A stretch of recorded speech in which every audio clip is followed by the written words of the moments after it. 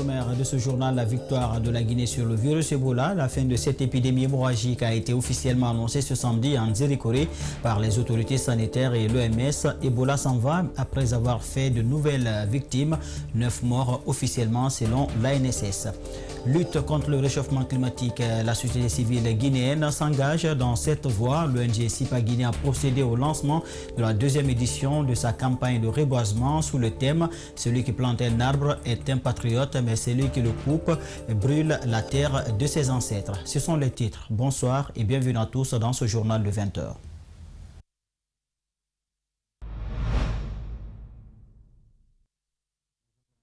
Avec cette brève, les chefs d'État des 15 pays membres de la communauté économique des États de l'Afrique de l'Ouest ont adopté une feuille de route pour en 2017, a annoncé le président de la commission de la CEDEAO, Jean-Claude Cassibrou, à l'issue du 59e sommet ordinaire des chefs d'État et de gouvernement de la CEDEAO au Ghana. Nous avons une feuille de route et un nouveau pacte de convergence qui couvrira la période entre 2022 et 2026 et 2027 sera l'année de lancement de l'éco, a-t-il ajouté en référence au nom de la nouvelle monnaie. La Guinée dit adieu à l'épidémie hémorragique Ebola. Officiellement, la maladie a été déclarée le 14 février 2021 à Gouéké, en Guinée forestière. 4 mois plus tard, l'OMS et les autorités sanitaires guinéennes ont annoncé de manière solennelle et officielle ce samedi 19 juin la fin de ce virus hautement mortel. La cérémonie a mobilisé du monde. La joie se lisait sur tous les visages. Le virus Ebola, il faut tout de même le rappeler, pour cette dernière apparition a fait 9 morts selon l'ANSS. Alexis Collier nous signe ce reportage. Je suis heureux de déclarer solennellement au nom du chef de l'État la fin de la résistance de l'épidémie de la maladie du virus Ebola en Guinée. Il n'aura fallu 4 mois pour que le ministre de la Santé proclame la fin de cette épidémie. 42 jours après le test négatif du dernier malade, la Guinée annonce sa victoire contre Ebola. Cette autre victoire, mesdames et messieurs, contre cette épidémie de la maladie du virus Ebola, elle est la vôtre, vous, acteurs nationaux et internationaux, la riposte. Cependant, en célébrant aujourd'hui cette victoire, nous devons plus que par le passé redoubler de vigilance. Une déclaration devant l'ensemble des partenaires techniques et financiers, les autorités locales mais aussi des communautés. Pour le représentant de l'OMS en Guinée, la réponse à la résurgence du virus Ebola en Guinée a permis de confirmer la capacité de riposte de la Guinée et ses partenaires sur la base de l'expérience de l'épidémie de 2014-2016. Et cette vaccination avait été testée, expérimentée en Guinée puis en République démocratique du Congo. Ceci a permis de limiter la propagation de la maladie dans les zones limitrophes du foyer initial et aussi de protéger les pays voisins. L'utilisation de nouvelles molécules dans le traitement a également été déterminante. Ainsi, en un peu plus de 4 mois, la chaîne de transmission de la maladie à virus Ebola a été interrompue. Le district sanitaire de Zérékoré a donc démarré 90 jours de surveillance épidémiologique. Les zones affectées par l'épidémie bénéficieront d'une surveillance renforcée et prendra fin le 19 septembre prochain. Et puis, le 19 juin de chaque année, l'humanité célèbre la journée mondiale de la drépanocytose. Cette maladie génétique très répandue, mais qui reste méconnue du grand public. Elle touche plus de 50 millions de personnes dans le monde et près de 2000 personnes en Guinée. Cette journée permet donc d'informer le grand public sur l'existence de cette maladie en Guinée et la nécessité d'un dépistage, mais également d'alerter sur les risques et les possibilités de soins. Antoinette Dédé-Onevogui, l'amène c'est là pour les explications. La drépanocytose, une des maladies génétiques les plus répandues à travers le monde. Pourtant, elle reste encore largement méconnue du grand public. Il s'agit d'une affection du sang qui provoque une dégénérescence des globules rouges. Régulièrement, il bloque les vaisseaux sanguins. C'est une anomalie du sang qui lèse les tissus et organes vitaux. Le globule rouge, au lieu d'avoir la forme arrondie comme sur le sujet normal, a une forme courbée, qu'on peut appeler une forme en faucille, en banane ou en croissant de lune. La maladie se manifeste par une anémie souvent chronique, d'importantes crises douloureuses et par une sensibilité accrue aux infections bactériennes. La forme des porteurs sains, c'est ceux qui ont la maladie dans leur corps, dans le sang, mais qui ne se rendent pas compte, qui ne souffrent pas de la maladie. Ce sont les porteurs sains. Nous recevons des médicaments qui sont distribués un peu partout, comme dans les autres unités, à savoir ici chez nous particulièrement l'acide folique, le paracétamol. Mais donc voilà. À l'occasion de la journée, ce père de famille a préféré se faire dépister lui et ses enfants afin de connaître leur statut. J'ai fait le dépistage. Bien avant que je sois là, j'ai passé dans beaucoup de centres. Alors c'est eux qui m'ont conduit vers ici pour faire un autre dépistage et pour savoir maintenant qu'est-ce qu'il faut pour les dispositions à prendre. Les grands absents de ce dépistage, c'est aussi les jeunes couples qui sont exposés à cette maladie. Parallèlement, au centre de Nongo, la même activité s'est tenue à l'université de Somfonia, suivie d'un don de sang. Dans l'actualité également, Boubacar Diallo dit Grenade et Mamadi Condé alias Madika sans frontières, graciés par le président, ont effectivement recouvré leur liberté ce samedi. La presse a été fortement mobilisée à la maison centrale de Coronti pour assister à la sortie de prison de ces deux militants de l'opposition. En compagnie de leur avocat, Grenade et Madika ont remercié le chef de l'État pour ce geste. Mamadou Kalisso, Ibrahima Souri Kamara. Après 3 ans, 3 mois et 3 jours de détention, Boubacar Diallo, alias Grenade, recouvre sa liberté. Ce militant engagé de l'UFDG a été condamné à 10 ans de prison ferme, assorti d'une période de sûreté de 5 ans pour détention illégale d'armes de guerre, entre autres. Une peine confirmée en appel il y a quelques semaines. Ce samedi matin, il respire enfin l'air pur de la liberté. Je remercie le chef de l'État d'avoir pensé à nous et de nous faire comprendre qu'il est conscient par ce qu'il est et dans ce qu'il est. Son frère et compagnon d'infortune, Mamadi Condé, Madik sans frontières, a bénéficié des mêmes largesses du président de la République, professeur Alpha Condé. Ils ont été graciés ce vendredi soir. Que Dieu préserve la Guinée. Mais merci beaucoup. Leur avocat remercie toutes les personnes qui ont œuvré pour la libération de leurs clients, en particulier le chef de l'État et le ministre de la Justice. Par ailleurs, Maître Béa invite. Aujourd'hui, ils sont libres. Dieu merci. Je demande qu'on oublie. C'est déjà derrière nous. Celui qu'on appelle l'avocat des causes difficiles invite une fois de plus professeur Alpha Condé à élargir sa grâce aux autres détenus, tels que Ousmane Gawal Diallo, Étienne Soropogui et compagnie, sans oublier. Monsieur le Président de la République, d'accepter, d'accorder son pardon réconciliateur au commandant AOB qui, le 19 juillet 2021, aura fait 11 ans de détention provisoire. Sans oublier M. Jean-Guy Lavogui. Les Soussous disent je suis très content. Très content, Grenade l'est aussi. Durant sa détention, il portait également le fardeau de la souffrance de sa grand-mère. À présent, il pourra s'occuper d'elle en toute sérénité. Ma grand-mère, après ici, c'est là-bas. Après lui, c'est ma grand-mère.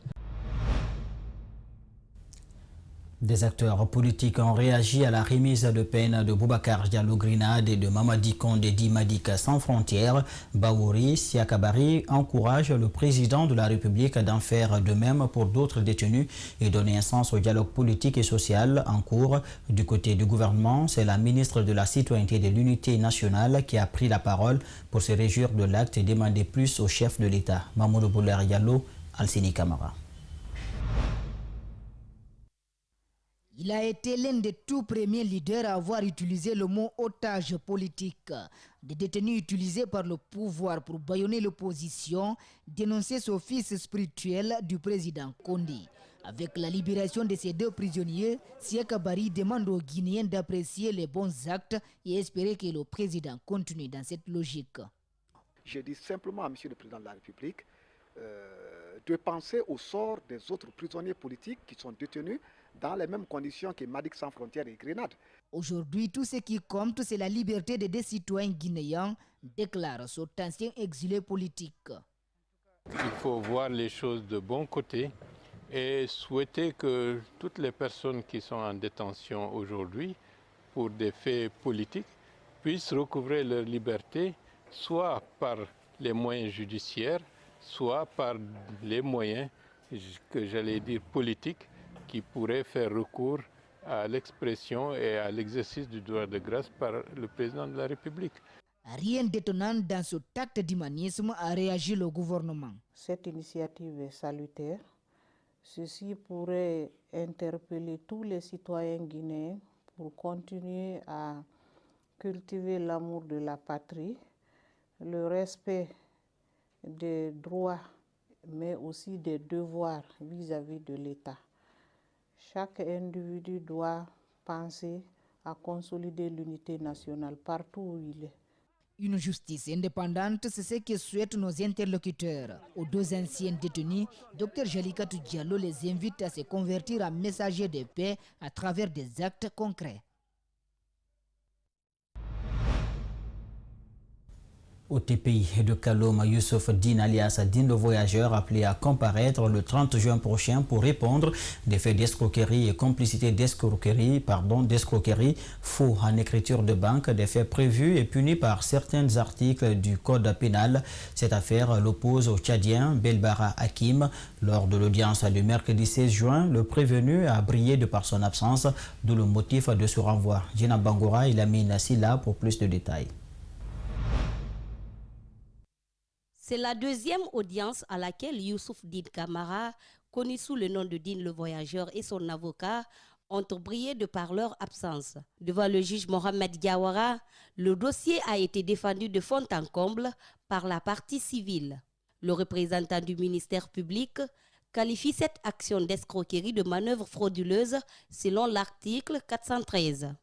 Pour cela, il demande l'arrêt et la condamnation de l'accusé et ses complices à une peine de 5 ans ferme, entre autres. Le dossier avait été renvoyé aujourd'hui pour réquisition et plaidoirie. Nous avons plaidé le dossier en notre qualité de partie civile. Et le ministère public a fait ses réquisitions.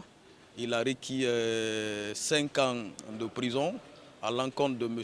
Youssouf Din Camara et ses complices. Voilà. Et il a également requis des peines complémentaires, comme vous l'avez suivi là-bas, qu'il s'agit de la dégradation civique. Ce citoyen tchadien serait venu en Guinée dans l'optique de faire des affaires. Puis, il s'est retourné à Dubaï, où il aurait versé la somme de 492 000 $ à Din le voyageur. Mamadou Bayatara, Aboubakar Souma et Aboubakar Diallo sont cités comme des complices de l'accusé.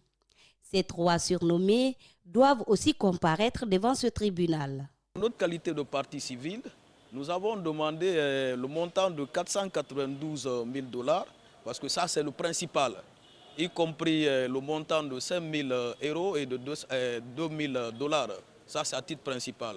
Maintenant, pour la réparation du préjudice dont l'infraction là nous a causé, nous avons demandé au tribunal de condamner M. Din et ses complices à nous payer la somme de 300 000 $ pour la réparation du préjudice. Pour rappel, Youssouf Din Camara est poursuivi pour des faits d'escroquerie et de complicité d'escroquerie faux en écriture de banque. Le délibéré est renvoyé au 30 juin et son avocat s'attend à un jugement par défaut qui sera tout de même exécuté. L'ONG SIPA Guinée a procédé cette semaine au lancement de sa deuxième édition de la campagne de reboisement. Les activités devront officiellement démarrer à partir du 25 de ce mois. L'objectif recherché par cette structure est de lutter contre le réchauffement climatique.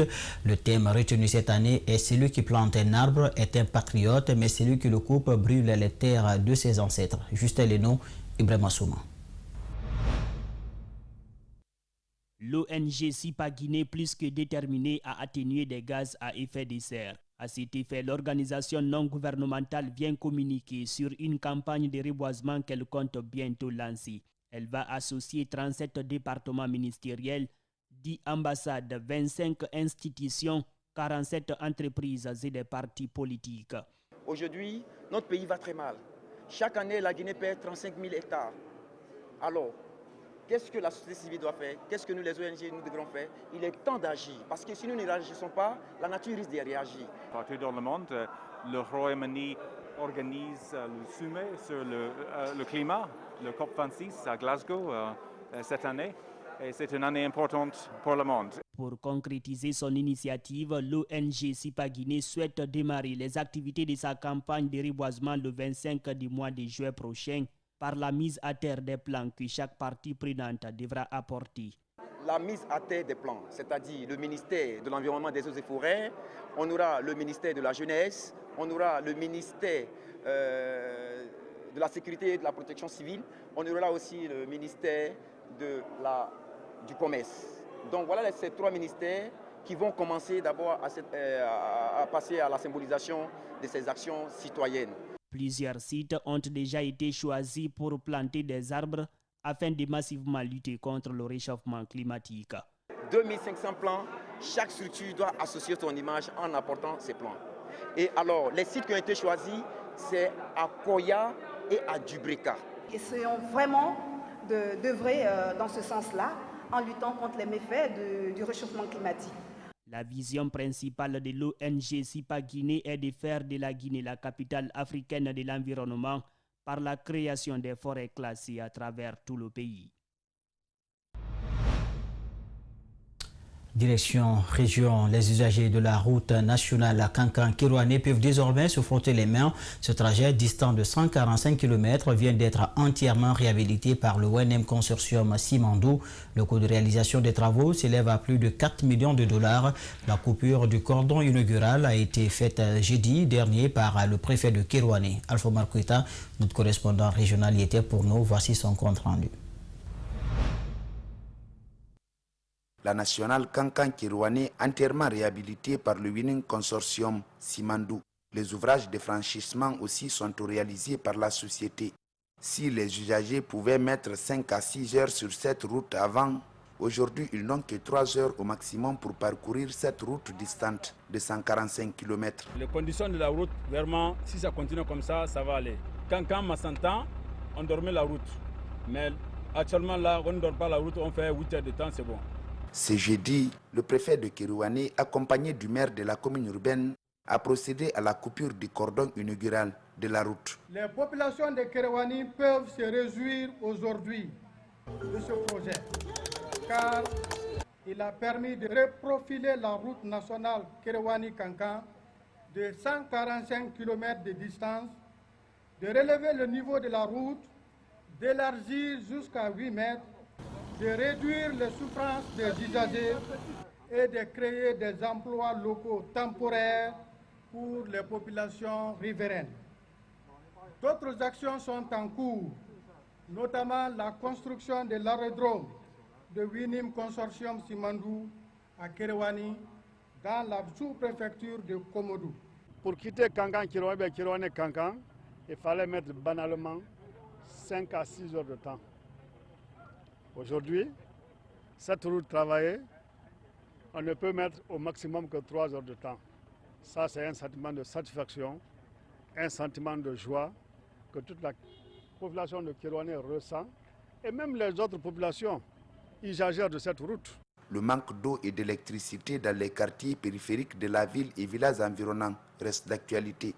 D'où cette invite du maire de la commune urbaine. Notre doléance va auprès de l'autorité guinéenne et aux partenaires étrangers qui peuvent nous aider pour que le courant électrique à Kirouané soit pour toutes les populations.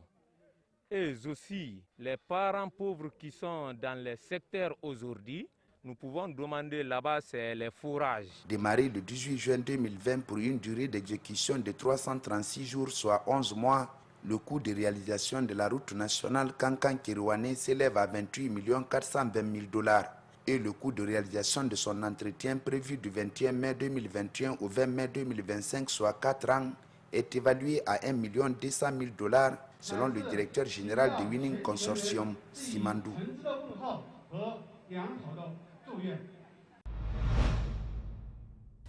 Et c'est la fin de ce journal coordonné par Mohamed Valektouri. Il a été dirigé à la régie par Lamine Sidi Boubacar Foté Souma, Salimou Fofana et Abdoulaye Kamara. Merci à tous de l'avoir suivi et bonne suite de programme en compagnie d'Espace TV. Au revoir.